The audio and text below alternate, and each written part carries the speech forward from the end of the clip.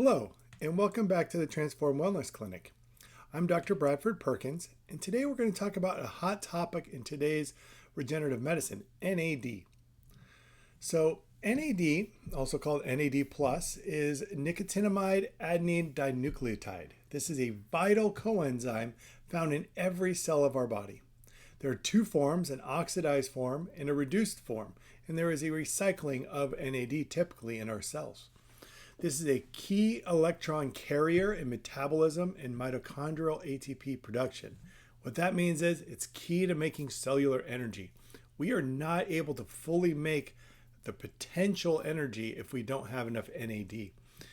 And it's key in 500 enzymatic reactions in the body, from DNA repair, sirtuin activation, and redox balance. Redox balance has to do with our toxins that we're exposed to and the antioxidants, and how do we deal with that inside of our body.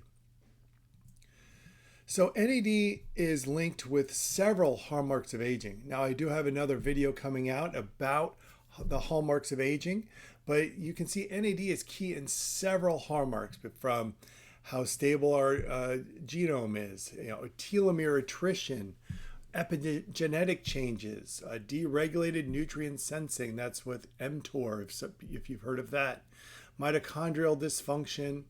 It goes to cellular senescence or zombie cells, stem cell exhaustion as we get older, altered intercellular communication, and chronic inflammation as well. So NAD does decline with age. We make less NAD, the enzyme that helps recycle it goes down as we age. We consume more of it through something called CD38 is one of the causes.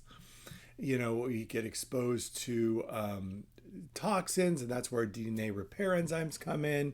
And if we have mitochondrial dysfunction as well, that causes increased consumption. But if you just look at our world today, chronic stress, poor sleep, and metabolic syndrome. And if you know that, about 75% of us walking around are either overweight or obese, and with metabolic syndrome very closely related, you can see most of the population in the United States is dealing with some type of metabolic syndrome. And also levels do decline by up to 50% by the time we reach middle age. We make NAD in 3 different pathways. There's a pathway involving tryptophan. This is not the way we want to use it.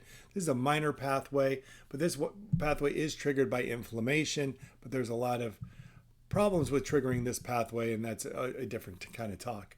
There's a press handler pathway that's made from niacin in our diet or with in our vitamins. And there's the salvage pathway. Now, this is the main route in most tissues.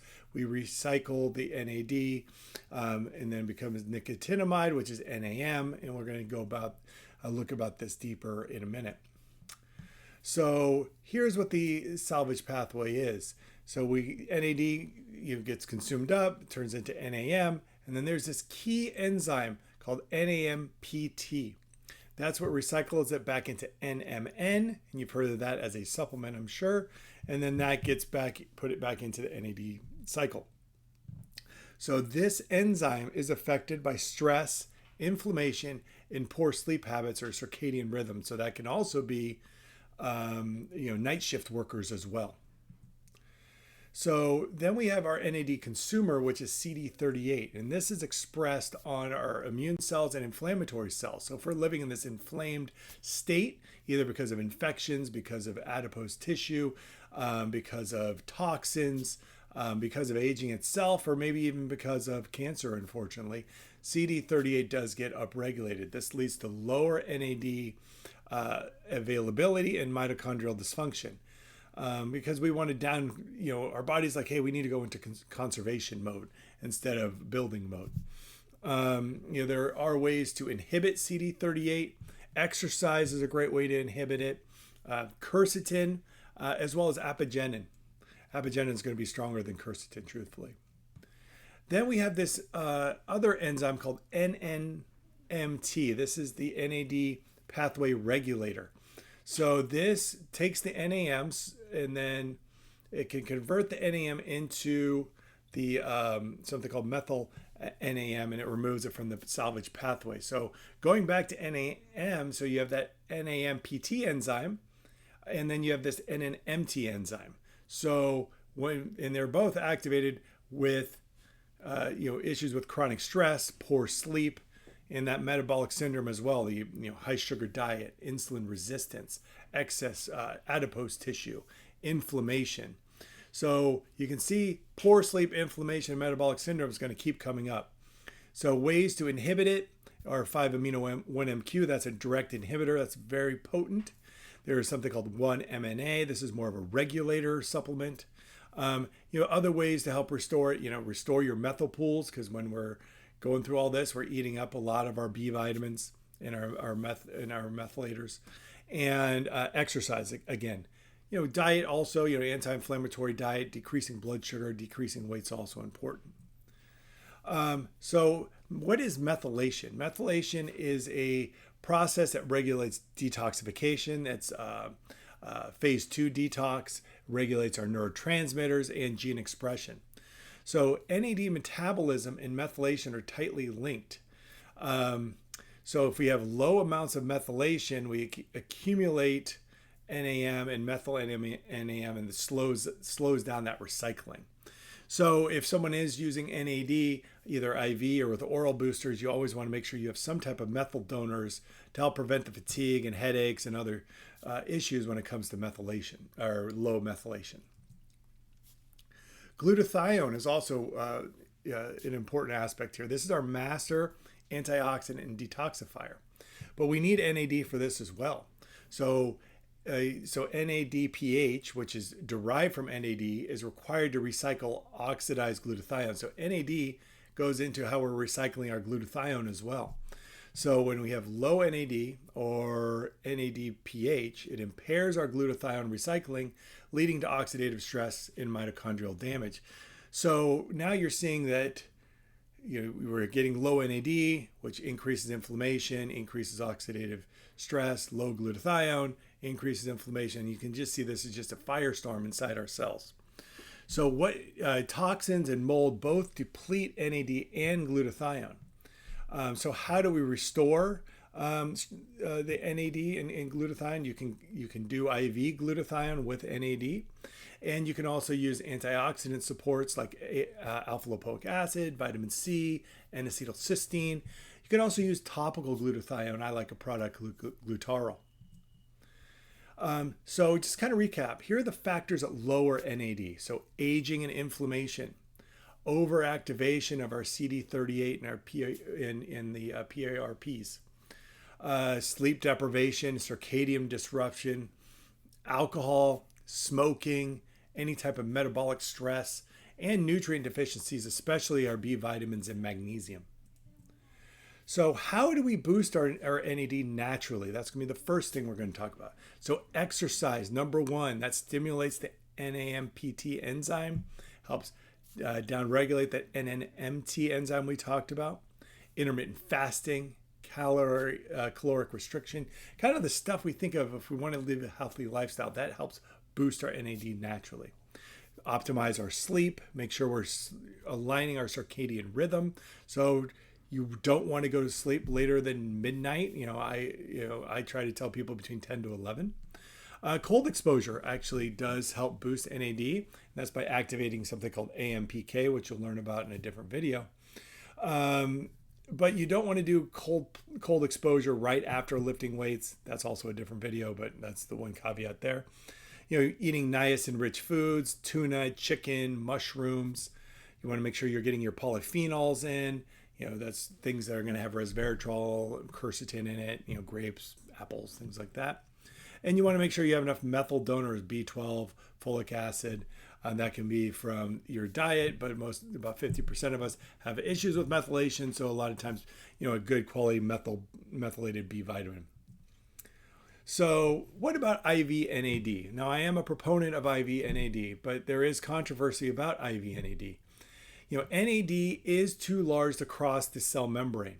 So what our body needs to do is break it down into its parts and then those parts enter the cell so we can use it. So if you actually look at data, the plasma NAD is only about 15 to 30 minutes, but those metabolites that are made remain elevated for several hours.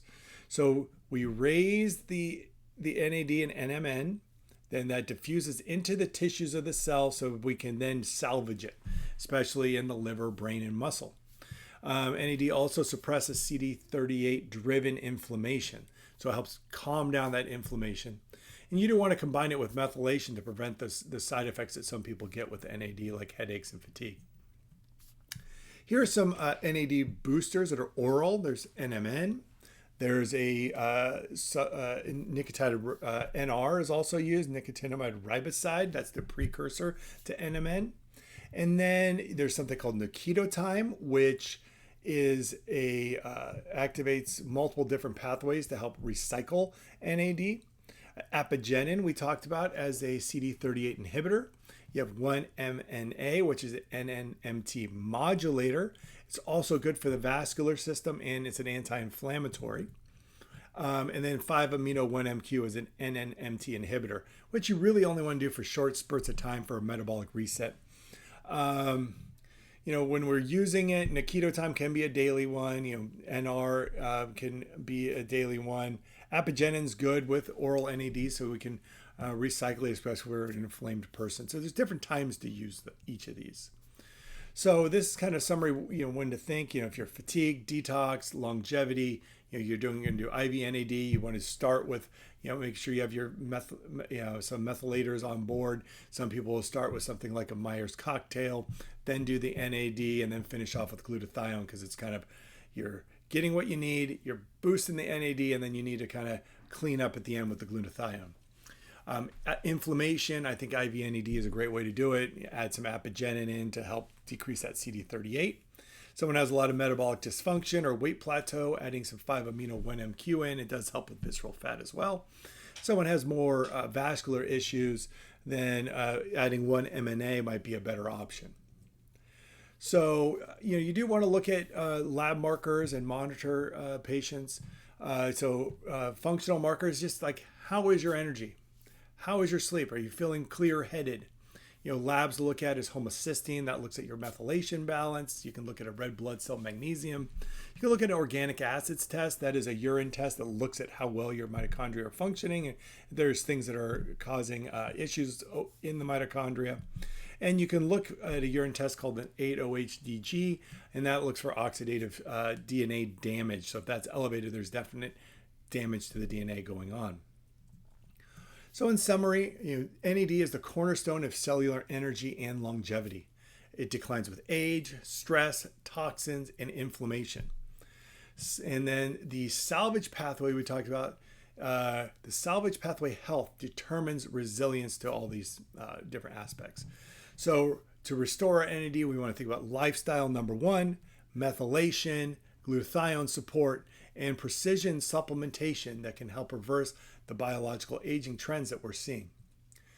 Thank you for your time. If you want more tips, subscribe to my channel and then look out for weekly videos. And if you have any questions or comments, drop them in the comments below.